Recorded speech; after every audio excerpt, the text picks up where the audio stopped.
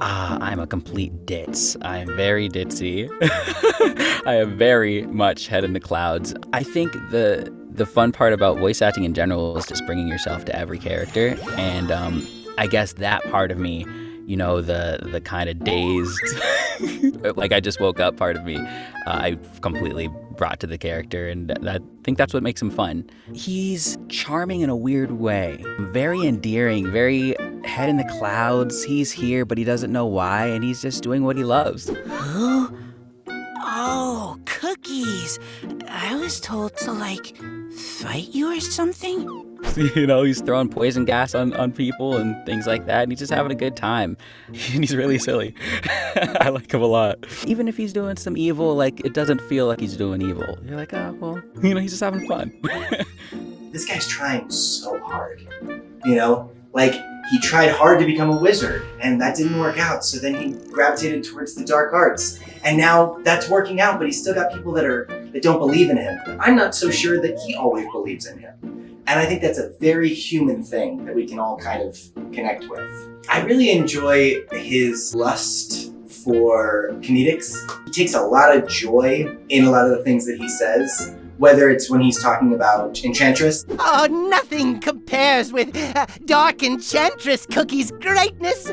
Or whether it's when he's trying to put down his fellow cookies. He takes a lot of joy in that. That's so much fun to play with. I don't think that I am quite as rude as he is. I'm a pretty friendly guy. It's kind of hard to get me to lose my top, And so him and I are different that way. I have a very long fuse. But it's always fun to play a guy who at any moment will switch on a dime. He'll be being super sweet one moment and then he'll realize that you're either making fun of him or you're questioning him and he'll just spout off. I really thought about this. Is that when something traumatic happens in somebody's life, chances are something extreme happens. Either they opt for helping others or to share that experience with others to help them get through it, or they go to the dark side.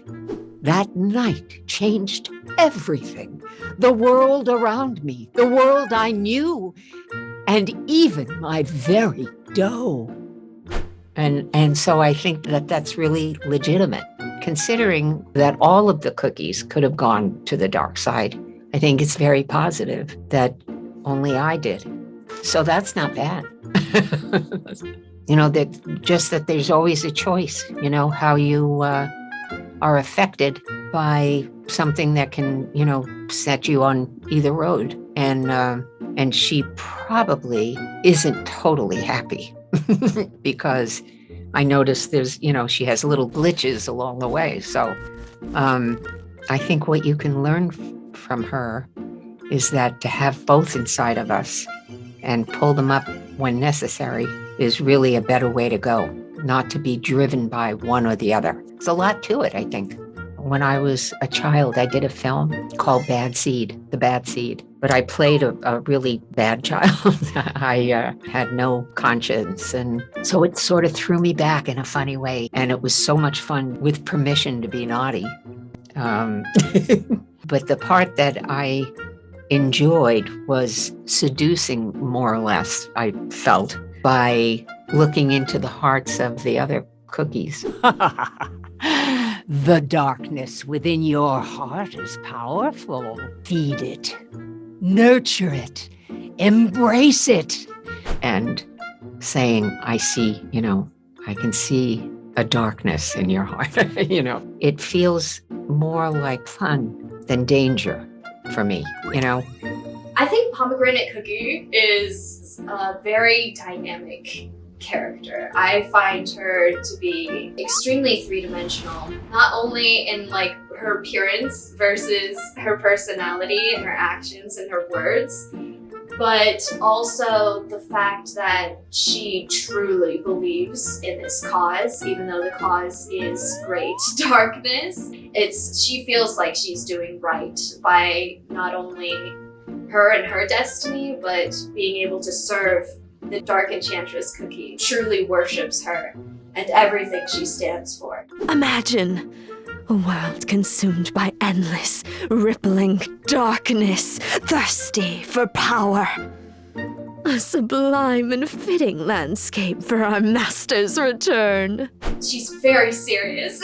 She takes her job extremely seriously. I mean, I take my job very seriously, but that's what I love so much about being able to voice her. I mean, even though her intentions aren't in the best place, she is extremely focused and ambitious, and she goes after what she wants.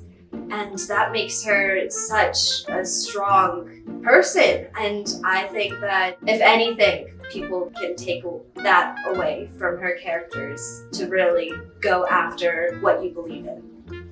The way I relate to Dark Chocolate Cookie is I have a past that is not the brightest as far as a childhood could be. And so having the consistent, like I grew up with with messages of negativity in certain ways that really affected me in my childhood, but also affected me as an adult. I realized that anger I thought had been pushed away for so many years, but I realized I was just sort of almost numbing myself. Being okay with the anger that I held and being okay with bringing it out, and also discovering my own self-worth over the last several years is something that's been very difficult for me. And I think that that's what people that are in this situation that are really dark or hard past to face kind of come to. They come to a conclusion of, well, I'm going to leave this darkness in here because the other people will be affected, and I can't release that. You can insult me as much as you want, but you've crossed the line. You dare to insult my homeland. Trust me, you will live to regret it. That's a lot. It's for somebody to handle. I relate to it on a sort of almost a trauma level because he experienced that, I've experienced that, and then coming out of that is something that I share with him is that struggle of looking at it, facing it, knowing that it was there, realizing what parts of it made you stronger and made you who you are, and then moving forward and repairing it for other people in the future. The more you can give yourself forgiveness and others forgiveness for what happened to you, that emanates to everyone around you. So you literally make the world better by giving yourself love first, and then that goes out. And I think that that's what Dark Chocolate Cookie's trying to do. Don't you see? This is the only path that remains. All of us have some sort of conflict that we're consistently going through or that we've had for a while. But I think that there are so many things that can distract us from what is actually true about ourselves. You know, I am someone that leads with my heart all the time.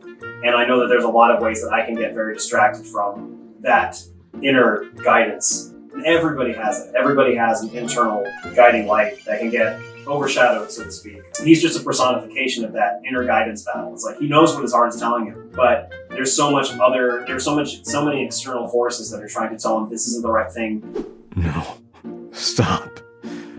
I'm not the cookie you think I am. Seeing that, playing that sort of character, relating to that sort of battle is, I think, a very universal theme to a lot of people. I don't play super dark characters a lot of the time, so this is a fun challenge for me to go into that place in myself, getting to explore him and his conflict and just kind of the things that he was discovering as he went along the journey. I discovered with him, so that was fun.